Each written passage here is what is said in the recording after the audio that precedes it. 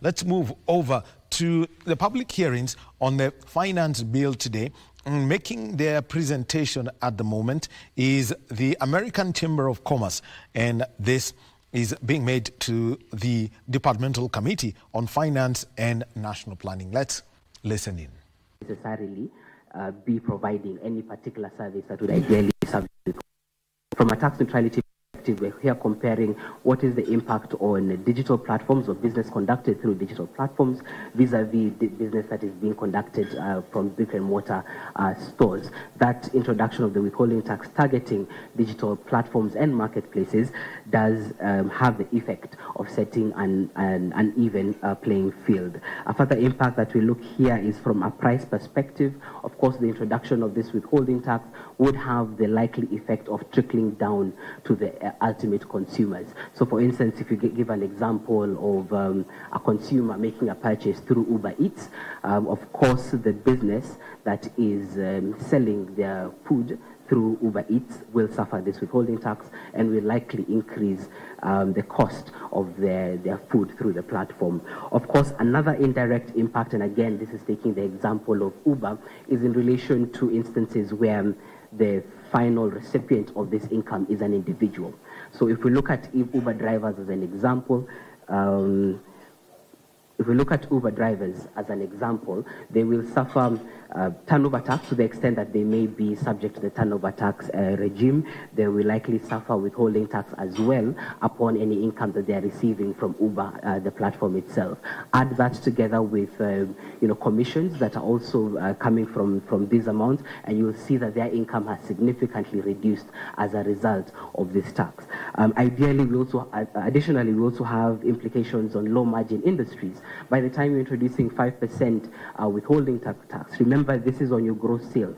Even though it's an advanced mechanism, to the extent that it's on your gross sales, it might have the impact of actually reducing or removing any profitability that you might have had, depending on your margins. Or in some instances, you might find taxpayers finding themselves in perennial tax overpayments, which of course would have an impact from a cash flow perspective. Perhaps maybe my final point on this issue is in relation to the impact that this has on Kenya on the global stage in terms of our digital space, our creative space, and our e-commerce economy. Now, Kenya has been quite a champion in terms of digitization schemes and mechanisms. The current administration is actually leading the charge from the front in terms of digitizing government services. However, on the other hand, we are introducing a new tax, or rather increasing the tax, the upfront tax that players within this sector have to face, which in a way does not seem to align with our goals to encourage investment within this space. To the extent that these taxes might be detrimental to the growth of the sector, we propose that they be reduced and removed in their entirety. I think with that, I'll pass it on to my colleague to take us to the next income tax sections. Thank you. So the first submission that I will be discussing is the withholding tax on interest from infrastructure and social bonds.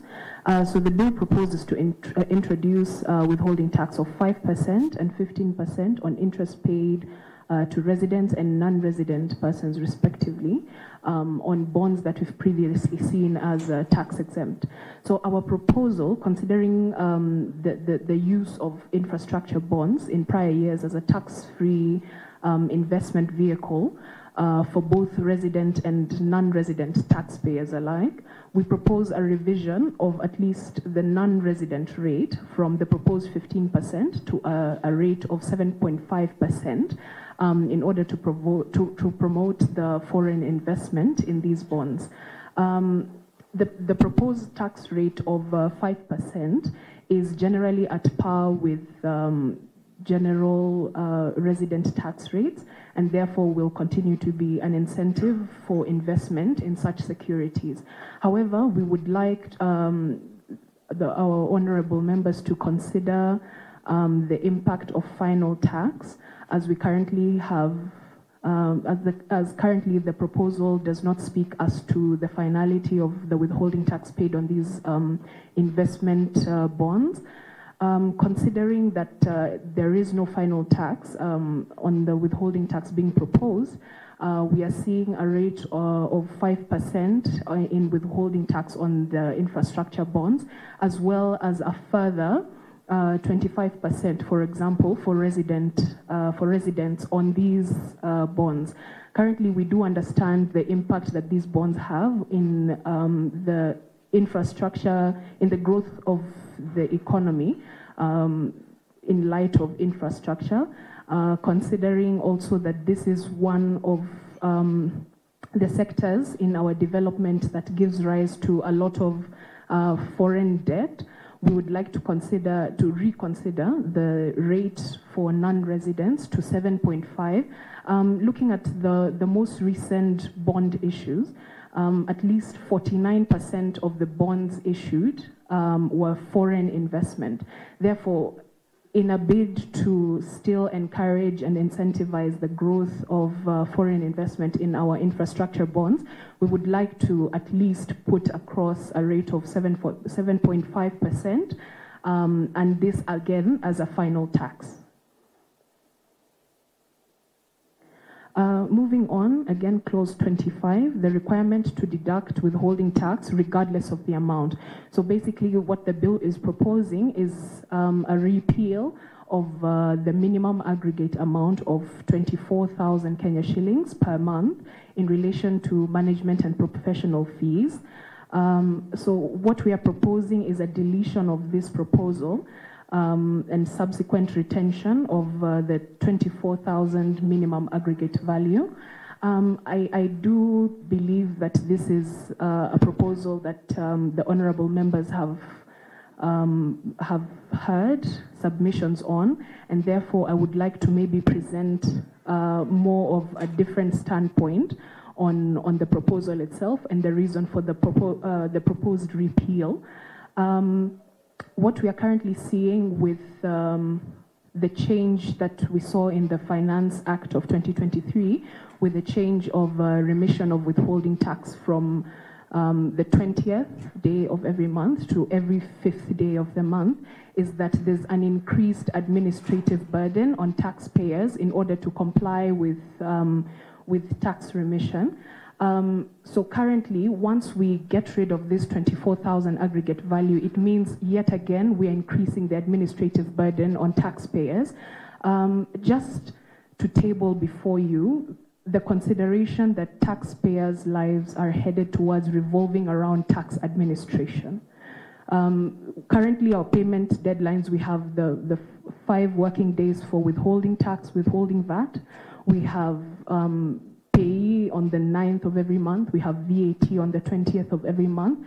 And in all sincerity, taxpayers need to be able to focus their time and their efforts in the activities that actually generate their income in order to then be able to generate more tax revenue. The kind of measures that are being put in place by corporations and individual taxpayers alike in order to reduce tax expenditure in the face of these increasing tax burdens usually reduces their disposable income.